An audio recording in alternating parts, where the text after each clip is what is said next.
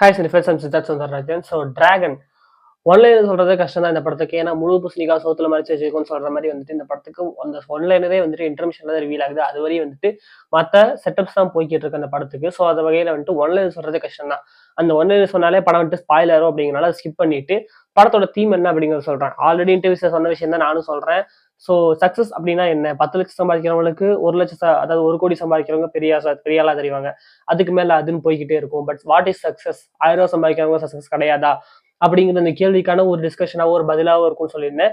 அதுக்கான ஒரு பதில் தான் இந்த படம் அப்படிங்கிறது தெரியுது. அது இல்லாம நிறைய தீம்ஸ்ங்கிறது இந்த படத்தை சுத்தி இருக்கு.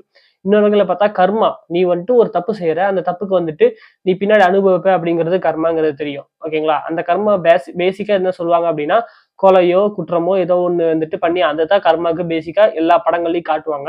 பட் இதுல என்னன்னா, நீ குறுக்கு வழியில ஒரு விஷயத்த நீ அடையிற அப்படின்னா அந்த கர்மாவும் உன்னைய விரட்டிட்டு தான் வரும். உன்னைய வந்துட்டு நீ குறுக்கு வழியில ஒரு விஷயம் செஞ்சுட்டு நீ நிம்மதியா இருக்க. ஆனா அது என்னைக்கா இருந்தாலும் உனக்கு திரும்பி வந்து உனக்கு பாடத்தை போட்டோம் அப்படிங்கிற மாதிரி ஒரு கதையை தான் எடுத்திருக்காங்க. அண்ட் அதுல வந்துட்டு இந்த படத்துல என்ன மாதிரி கொண்டு போயிருக்காங்க அப்படின்னா, அந்த கர்மா உன்னை திருத்ததான் செய்தே தவிர உன்னை பனிஷ் பண்ணல அப்படிங்கிற மாதிரி கொண்டு போயிருக்காங்க. ஸோ ஒரு தப்பு செய்யறாரு. அந்த தப்பு மூலயமா வந்துட்டு சக்சஸ்ஃபுல் அந்த ட்ரெய்லரே பார்த்திருப்பீங்க. நான் உடனே சக்சஸ்ஃபுல் ஆகணும் அப்படின்னு சொல்லிட்டு ட்ரை பண்ற மாதிரி. ஸோ அதுக்கு வந்துட்டு ஒரு குறுக்கு வழியை தேர்ந்தெடுத்து அது மூலியமா சக்சஸ்ஃபுல் ஆயிடுறாரு. பட் அதுக்கப்புறமா வந்துட்டு அந்த கர்மா அவரை பின்னாடி துரத்திட்டு வந்து நீ ஒரிஜினலா சக்சஸ்ஃபுல் ஆகு. அப்படி இல்லைன்னா உன்னை மாட்டி விட்டுருங்கிற மாதிரி ஒரு சில பிளேஸ் எல்லாம் படம் பார்த்து தெரிஞ்சுக்கங்க. அந்த மாதிரி தான் காமிச்சிருக்காங்க. ஆக்டிங்கா பார்க்கும்போது பிரதீப் ரங்கநாதன் வந்துட்டு லவ் டுடே அளவுக்கு வந்துட்டு இல்லைனாலுமே ஓரளவுக்கு சூப்பராகவே ஆக்டிங் இருந்துச்சு. அதாவது ஸ்கோப்பை சொல்றேன். ஸோ பயங்கர அந்த அளவுக்கு வந்துட்டு பயங்கர ஸ்கோப்னு சொல்ல முடியாது. பட் இதுல வந்துட்டு அதை தாண்டி புது விஷயங்கள் நிறைய இருந்துச்சு. ஏன்னா ஃபைட்டு டான்ஸ்ன்னு சொல்லிட்டு இந்த விஷயங்கள்லாம் புதுசா ஆட் ஆயிருந்தது. லவ் டுடேல இல்லாத விஷயங்கள் எல்லாத்துலயுமே இந்த விஷயத்துல வந்துட்டு இந்த படத்துல வந்துட்டு நல்லாவே பண்ணியிருந்தாரு. அதுல உள்ள சில விஷயங்கள் இந்த படத்துல இல்ல. அதனால அந்த மேட்டருங்கிறது தெரியாதனால நமக்கு வந்துட்டு இந்த படத்தை விட அந்த படத்தோட ஆக்டிங் சூப்பரா தெரியும். ஸோ மத்தபடி வேற ஒன்றும் சூப்பரா இருந்துச்சு. அண்ட் ஹீரோயின் செட்டா அனுப்பமா அண்ட் கயாடு அனுப்பமா வந்துட்டு ஃபர்ஸ்ட் ஹாஃப்ல கொஞ்சம் தூரம் வந்துட்டு அப்புறம் காணாம போயிட்டாங்க. எங்கடா காணாம போயிட்டாங்க அப்படின்னா திரும்பவும் செகண்ட் ஹாஃப்ல வராங்க. அண்ட் இவங்களுடைய கேரக்டருமே வந்துட்டு ஒரு சீனுக்கு வந்துட்டு அப்புறம் மறுபடியும் காணா போயிடுவாங்கன்னு நினைச்சு அவங்களுமே படமே த்ரூ அவுட்டா ஃபாலோ ஆகுறாங்க. ஸோ அந்த மாதிரி தான் பிளே பண்ணியிருந்தாங்க.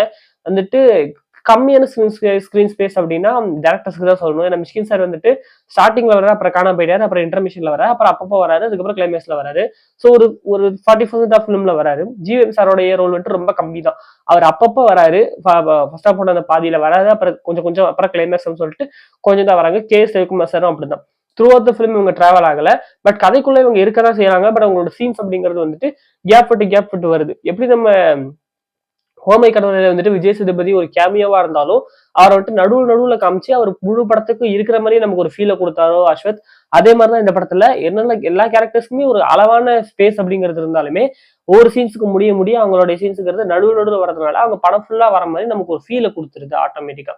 அதை தாண்டி வந்துட்டு படத்தோடைய ஃபர்ஸ்ட் ஹாஃப்ல கொஞ்சோண்டு லேக் அப்படிங்கிறது இருந்தது. ஏன்னா லேக் அப்படிங்கிறதுக்கு என்ன அர்த்தங்கிறது கிளியர்னு கேட்டா அஸ்வத்தே ஒரு இன்டர்வியூல சொல்லியிருந்தாரு. என்னன்னா ஒரு எமோஷன் அந்த படத்துல வந்துட்டு போய்கிட்டு இருக்குன்னா ஒரு சீன்ல ஒரு எமோஷன் போயிட்டு இருக்குன்னா அடுத்த சீன்ல அந்த எமோஷன் மாறணும். ஒரு லவ் சீன் வந்தா அடுத்த சீன் வந்துட்டு அதாவது ஒரு கான்ஃபிளிக்ட்டுக்கு போகணும், ஒரு காமெடி ஒரு எமோஷன் சொல்லி மாறணும். ஒரே மாதிரி போனாதான் அது லேக் அப்படின்னு சொல்லிட்டு சொல்லுவாங்கன்னு சொல்லிட்டு அஸ்வத்தே சொல்லியிருந்தாரு.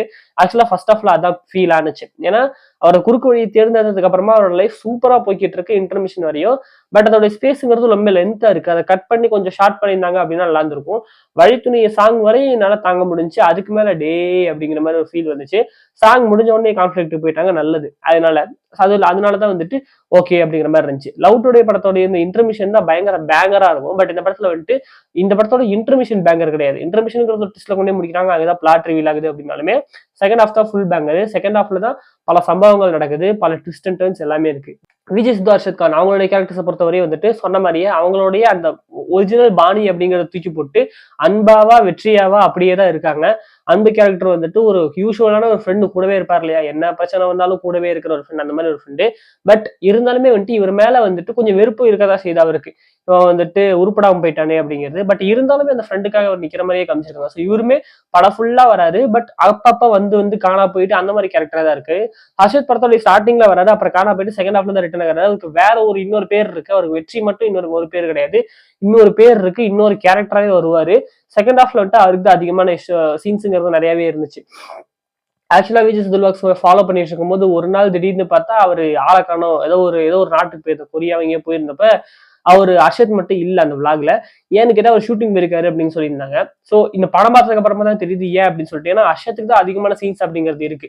சித்துவனுடைய கேரக்டரும் அர்ஷத்தனுடைய கேரக்டரும் ஒரே இடத்துல இருக்கிற மாதிரி இல்லாம அவங்க 2 பேரும் வேற வேற செப்பரேட்டான கேரக்டர்ஸ்ங்கிற மாதிரி தான் காமிச்சிருக்காங்க. அங்கேயே வந்துட்டு டேரக்டர் இவங்களை புதுசா தான் காட்டணும்னு சொல்லிட்டு 2 பேருக்கு கதைக்கு சம்பந்தமே இல்ல, இந்த கேரக்டர் இந்த கேரக்டர் சம்பந்தமே இல்ல அப்படிங்கிற மாதிரி தான் காமிச்சிருக்காங்க. 2 பேருக்கும் சென்டர் பாயிண்ட்ங்கிறது ராகவன் தான் அப்படிங்கிற மாதிரியே காமிச்சிருந்தாரு. அது ஒரு நல்ல விஷயமும் கூட.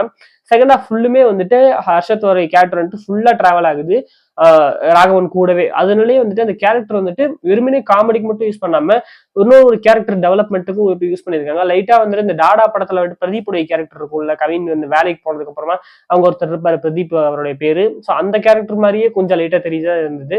பிரேமம் படத்தோட வைப்ஸ் எல்லாம் கொண்டு வந்திருந்தாங்க, அது அழகா இருந்துச்சு. அங்கெல்லாம் சூப்பரா பண்ணியிருந்தாங்க. நிறைய பேர் சொல்றாங்க டான் படம் மாதிரி தான், உண்மையிலேயே டான் 2 தான் அப்படிங்கிற சொல்றாங்க. அதெல்லாம் கிடையவே கிடையாது. ஆக்சுவலா இந்த படத்தோட எண்டிங்ல வந்துட்டு ஒரு கருத்து சொருகலுங்கிறது இருக்கு. ஸோ அதை வச்சுட்டுமே வந்துட்டு சில பேர் வந்துட்டு டான் அப்படின்னு சொல்றாங்க. ஏன்னா டான் படத்துல ஃபுல் அண்ட் ஃபுல் ஃபன்னா போயிட்டு கடைசியில கொண்டு போய் கருத்தை வச்சு முடிச்சிருப்பாங்க. பட் இது அந்த மாதிரி படம் கிடையாது. படம் ஃபுல்லா வந்துட்டு ஜாலியாலாம் இந்த படம் போக கிடையாது. அவன் ஜாலியா இருக்கான், ஆனா ஆடியன்ஸுக்கு ஜாலியா இருக்காது. ஏன்னா டான் படத்துல அவன் செய்யறது எல்லாமே சரி அப்படிங்கிற மாதிரி தான் கொண்டு போவாங்க. எந்த இடத்துலயுமே வந்துட்டு அந்த கேரக்டர் சிவகார்த்திகேயன் பிள்ளை பண்ணிருக்க அந்த கேரக்டர் வந்துட்டு கெட்டவன் அப்படிங்கிற மாதிரியே போர்ட்ரே இருக்காது. அவன் செய்யறது எல்லாமே நல்லதா தான் நமக்கு படும். அவன் ஜாலியா இருக்காங்கிற மாதிரி தான் ஃபீல் ஆகும். பட் ராகவன் வந்துட்டு அவன் என்ஜாய் பண்ணும்போது அவன் ஒவ்வொரு விஷயத்தையும் அனுபவிக்கும் போதுமே நமக்கு வந்துட்டு அவன் கெட்டவனா தான் தெரியுறான். ஏன்னா அவன் எல்லாத்தையுமே கெட்ட வழியில தான் அவன் செய்யறான் அப்படிங்கறதுனாலயே ராகவன் மேல நமக்கு கெட்ட இம்ப்ரெஷன் தான் வருது. படத்தோடைய முடிவு வரையுமே அவன் கெட்டவனா தான் இருக்கான். கடைசி கிளைமேக்ஸ் அந்த போஸ்ட் கிரெடிட் சீன், அதாவது கடைசி படம் முடிஞ்சு ஒரு சீன் வருது. அந்த சீன்ல தான் அவன் உண்மையான ஒரு நல்லவனா மாதிரி இருக்கான். படம் ஃபுல்லா அவன் கெட்டவனா தான் இருக்கான். ஃபிளாட் கேரக்டர் தான். 1008 தப்பு செய்யறான். அந்த தப்புக்கு மேல தப்பு, அதை மறைக்கிறதுக்கு இன்னொரு தப்பு. அதெல்லாம் ரியலைஸ் ஆகி இந்த கல்யாண சீன் இதுக்கு வந்து கடைசியில தான் அவன் நல்லவனாகிறான் அப்படிங்கறதுனாலே இது டான் கண்டிப்பா கிடையவே கிடையாது. இந்த மாதிரிலாம் சொல்லவே முடியாது. மியூசியம் இருக்கும் கிடையாது. காலேஜ் படம் அப்படிங்கிறதுனாலே அந்த மாதிரிலாம் பல விஷயங்கள் போயிட்டு இருந்துச்சு. பட் அவங்களாம் வாய் அடைக்கிற மாதிரி தான் இந்த படம் இருந்தது. ஸோ சில ரிவ்யூஸ்ல இன்ஸ்டாவில் போயிட்டு இருக்கும்போது வந்துட்டு நல்லா இருக்குன்னு சொல்லும் போது கீழே கமெண்ட்ல வந்து என்ன ப்ரோ ஜிபே பணம் அடிச்சிட்டாங்களா அப்படிங்கிற மாதிரிலாம் போட்டிருந்தாங்க. Haters always hats. ஸோ அதான் சொல்லணும். மற்றபடி வந்துட்டு ஒரு தரமான படம். பட் இருந்தாலும் வந்துட்டு சில பேர் சொல்லிட்டு தான் இருக்கானுங்க. அதெல்லாம் கண்டுக்காம கண்டிப்பா போய் தியேட்டர்ல பாருங்க. பார்க்க வேண்டிய படம். லியன் ஜாம்ஸோடைய ஸ்பெஷல் கிரெடிட் அவருக்கு வந்துட்டு எப்படின்னா அவரு எப்படின்னா அந்த மியூசிக் கேட்கும்போது வந்துட்டு நமக்கு அவர் ஞாபகம் இல்லை. அவருடைய அந்த மியூசிக் வந்துட்டு நம்மள மறக்கடிச்சிருது. படம் முடிச்சுட்டு வந்ததுக்கு அப்புறமா தான் இப்போ ஒரு சில மியூசிக் டைரக்டர் வந்துட்டு படம் பார்த்துட்டு இருக்கும் போதே மியூசிக் டைரக்டர் செம்மாவே மியூசிக் போயிட்டு இருப்பாருப்பா அப்படின்னு நமக்கு சொல்ல தோணும். ஏன்னா அந்த மியூசிக்கே கதைக்கு வந்துட்டு கொஞ்சம் அவேவாவே போய் பண்ணியிருப்பாங்க. ஸோ அந்த இடத்துல வந்துட்டு நமக்கு மியூசிக் டைரக்டர் ஞாபகம் வராரு அப்படின்னாலே அது கதையை விட்டு அவேவா தான் அந்த மியூசிக் இருக்கு அப்படின்னு அர்த்தம். அடுத்து படத்தோடைய பிளெண்ட் ஆகி வரும்போது தான் நமக்கு படம் பார்க்கும்போது மியூசிக் டைரக்டர் ஞாபகமும் வராது, ஒன்றும் வராது. கொஞ்சம் யோசிச்சு பார்க்கும்போது தான் அந்த ஞாபகங்கிறது வரும். ஸோ அந்த மாதிரி வந்துட்டு ஒரு அழகான மியூசிக்கை போட்டிருந்தாரு. ஓமை கடவுளைக்குமே அதே மாதிரி தான். அந்த மாதிரி தான். ஸோ அஸ்வத் சொல்லியிருந்த மாதிரி தான் 50% படத்தோடைய கான்ட்ரிபியூட் வந்துட்டு மியூசிக் டைரக்டர் தான் சொல்லிட்டு உண்மையிலே அதான் மேட்ரு. செம்ம சூப்பரா வந்துட்டு பண்ணியிருந்தாங்க. ஆனா அந்த 37 கோடி பட்ஜெட் அப்படிங்கிறது வந்துட்டு படத்துல கிளியரா கட்டா அந்த 37 கோடியுமே தெரிஞ்சுது. அவ்வளவு செலவு பண்ணியிருக்காங்க, அவ்வளவு ரிச்னஸ் இருக்குங்கிறது கிளியர் அண்ட் கட்டா தெரிஞ்சது. இந்த விஷயம் சூப்பரா இருந்துச்சு. ஸோ ஏஜிஎஸ்க்குமே வந்துட்டு வரத்துக்கு அதோட சேர்த்து அடுத்து STR 51 பண்றாரு இல்லையா அஸ்வத், அதோட இன்னொரு அப்டேட் என்ன கொடுத்துருக்காருன்னா அடுத்தது வந்துட்டு அஸ்வத் பிரதீப் காம்போ இன்னொரு படம் இருக்கு. அதுவுமே ஏஜிஎஸ்ல தான் பண்ணுவோம். STR 51 முடிச்சதுக்கு அப்புறமா நடக்கும் அப்படிங்கிற மாதிரி ஒரு அப்டேட்டை கொடுத்துட்டு போயிருக்காரு. ஸோ வெயிட் பண்ணி பார்க்கலாம் அந்த படம் என்ன மாதிரி கதையா இருக்க போகுதுன்னு சொல்லிட்டு. ஸோ இந்த ஒன்லைனர் இந்த படத்தோட ஒன்லைனர் அதை மறுபடியும் அந்த பூசணிக்காய் மறைக்கிற மாதிரி தான் அந்த ஒன்லைனர் ஐடியா வந்து பிரதீப் போடுதாமா. அதைத்தான் எடுத்து அஸ்வத் வந்துட்டு படமா பண்ணியிருக்காரு அப்படிங்கிறது இன்னைக்கு காலையில தான் சொன்னாங்க. ஸோ தரமான படம் போய் கண்டிப்பா தேட்டர்ல செக் பண்ணி பாருங்க. இன்னும் நிலவுக்கல் மேல் என்ன கோபம் பார்க்கல.